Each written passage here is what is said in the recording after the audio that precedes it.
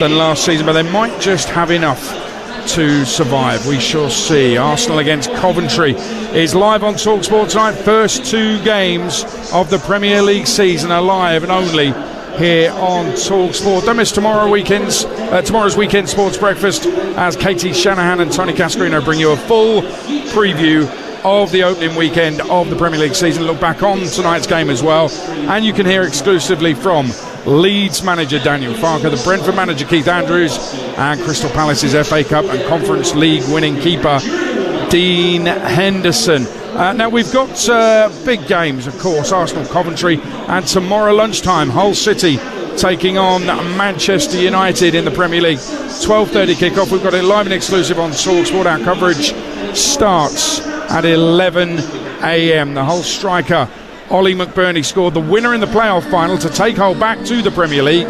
He's been speaking to our reporter Jeff Peters. This season you've been written off by many. How do you use that sort of as fuel? Is that motivation for everyone?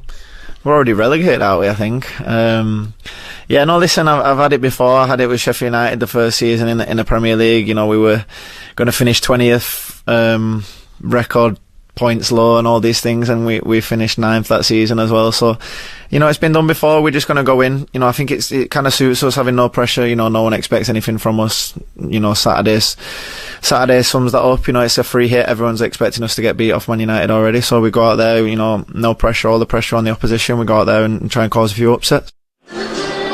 Yeah, Ollie McBurnie, you can hear the full interview with him on Game Day exclusive from 11 a.m. tomorrow morning. McBurnie last season was brilliant, 19 goals, 8 assists, stunning season for him, and a massive error in my opinion from Steve Clarke not to take him to the World Cup with Scotland after a season with those numbers. Hull have had a £10 million bid rejected for the top scorer in the Championship last season, Swansea's Zambi Potnik. They'll need to at least double that to get the Slovenian. Some are saying he's worth even £30 million. For now, he remains a Swansea player. Meanwhile, the Hull owner, Achu Nilikali, joined the mid-morning show earlier today on TalkSport to respond to Joe Cole and Carlton Cole's comments after they mocked his side's chances of Premier League survival, and they mocked Hull as a place. First of all, I think this conversation is out of intelligence. For me, in this conversation, there is a mentioning about Hull as a city, which is very dangerous. And I'm sure that they are sorry for that too. One of them tried to apologize, but this is not an apologizing. I try to cover the situation, taking it too late. So they have to be careful in some topics, like when you talk about a city, there are beautiful people living there, and you, my friend, you are a British person. You have to be proud of your country. This is another contradiction. Well, I used to live in Hull, and it was so brilliant. I wrote a book about it, so I'm on the Hull side of things. Carlton Cole will be on the Sports Bar Weekender tonight from 10 with Will Gavin, so he may have a response to what the Hull owner was saying there. But Alan Pardew, let's talk about Hull's chances of survival. They're the first sixth-place side promoted since 2010, so a lot of people have this myth in their minds that, you know, sixth place you always go up, but it's far from the truth. Only 3 sides in the Championship conceded more goals than Hull last season. So they're up against it from the start, we know that. But with that kind of record defensively, they've got big problems to address before the season starts. Yeah, you know, when you look at how much business they've done and where they are right now, you do worry for them. I think it really is a substantial step, as we know, to come up from the Championship. And if you go back over the years, teams that finish 6th always struggle because they're late to the transfer market. They enter into negotiations with players that are already formed a relationship with someone else. So I was fighting around when I won the playoff final, trying to get deals, trying to squeeze everything, and I think that's probably where Hull are. So I think we can't really call it yet until the end of the window, and I think when everybody's giving out predictions here or there and everything, I think it's always important to wait till we get to that end time, because so much can happen on that last day and before there. So I think Hull need to do some business. I think one of the interesting things about their promotion last season was that they were so good away from home against the better clubs. in the playoffs. I think I'm right in saying that the other 3 teams that finished in the playoffs with them, they won away from home at all 3. And obviously they were fantastic at Millwall in the playoff semi-final as well. But the flip side of that is that even with that squad, if you look at XG, and I know that some people can take it or leave it, but they overperformed at both ends of the pitch to the extent that had they actually had the numbers that perhaps their performances merited, they might even have been in relegation trouble. They might have finished in the bottom 6 or 7. Now, I think that they've attacked the market quite well. They haven't gone absolutely mad, but they have brought some good players in. I think it was really important that they got Joe Gelhardt back to the club. But the point that Al makes about playoff winners historically is a very valid one, and to put some stats to that, 7 of the last 12 playoff winners have gone straight back down again.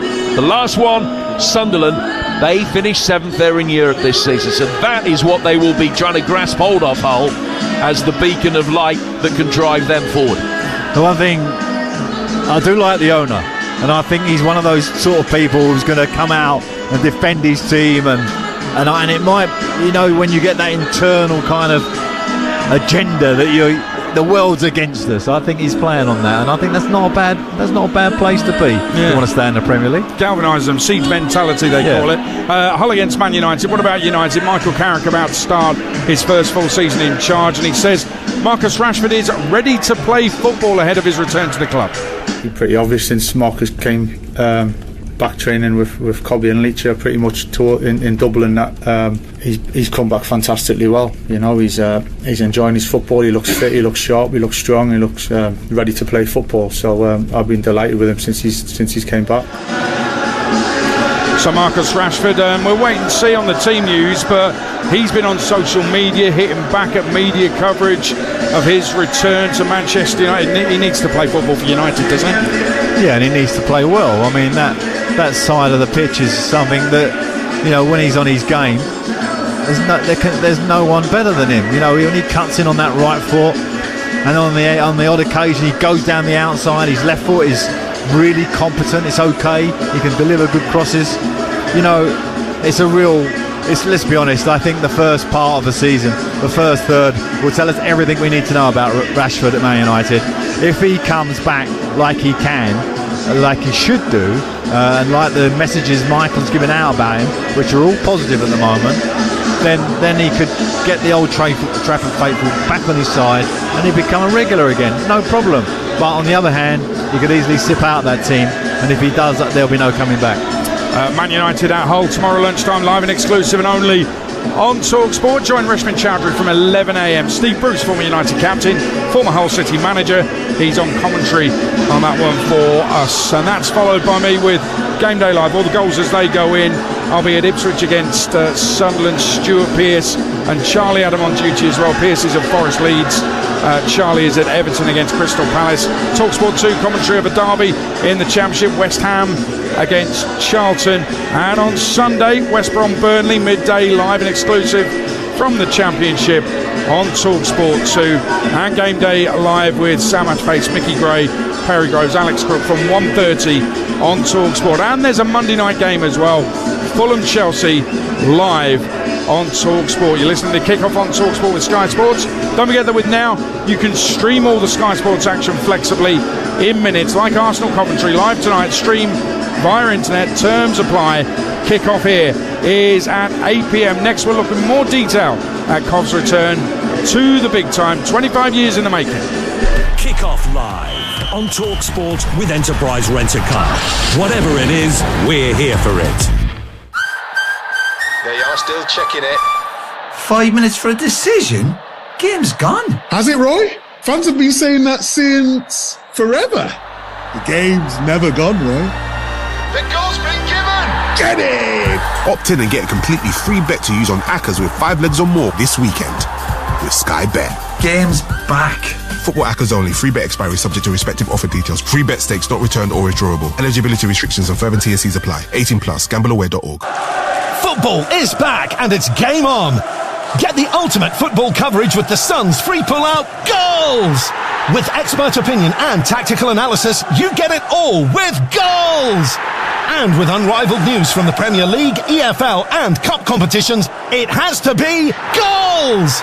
Stay up to date on all the latest football action. Get your free copy of Goals every match week on Saturday, Sunday, Monday and Wednesday, only in The Sun.